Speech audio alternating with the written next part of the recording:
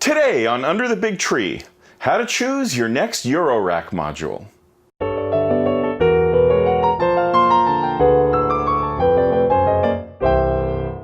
There are now literally thousands of Eurorack modules available to purchase from dozens of companies, ranging from fairly substantial to one-person mom-and-pop shops.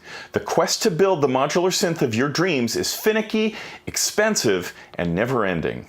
Anyone who's been doing this for a while has made mistakes and purchased something that turned out not to be suitable for them.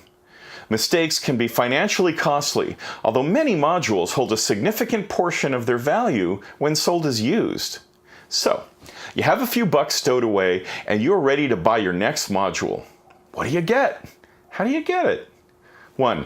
Identify the function you need most. It's not just about getting the coolest thing you've ever heard of. What function is the next thing you need to expand the capabilities of all the modules you already have? A sound generator? A CV modulator? A mixer or an audio I/O?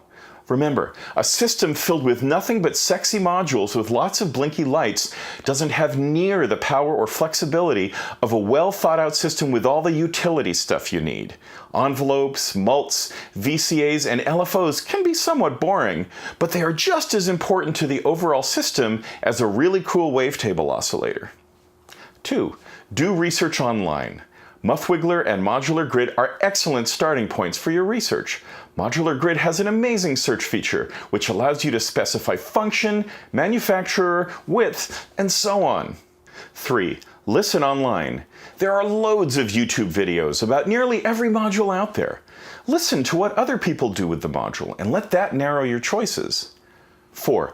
Most importantly, try it out in person whenever possible.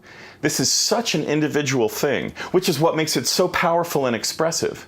Other people will have opinions that can help guide you, but the final step in the operation must be about your physically listening and playing with the item whenever possible.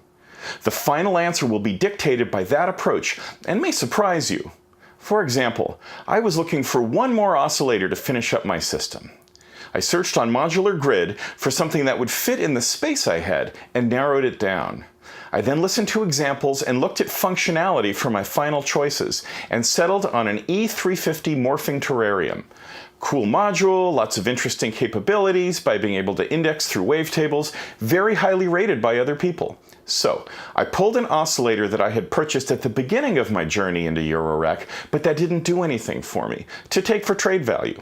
Went to my local shop, which is Perfect Circuit Audio in Burbank, California, armed to buy the morphing terrarium, and then I sat and worked with the module for 15 minutes or so, listening intently, operating all the functions, plugging in CV modulation, and really concentrating on whether this unit would reflect my personality and electronic music goals. As it turned out, the unit in person didn't grab me. It's not that it was not an interesting oscillator, it absolutely was. It just wasn't the right one for me. So after listening carefully to several others, I ended up purchasing a Mutable Instruments Tides, about half the cost of the morphing terrarium, but that wasn't my driving interest in this case, as I had saved enough to buy the more expensive unit.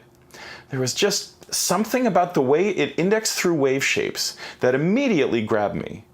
And the fact that there was alt firmware out there, which gave it a couple of totally new functions, sealed the deal. I walked away with the Tides, some money left in my pocket to spend on my kids this weekend, and a different perspective on what I was looking for.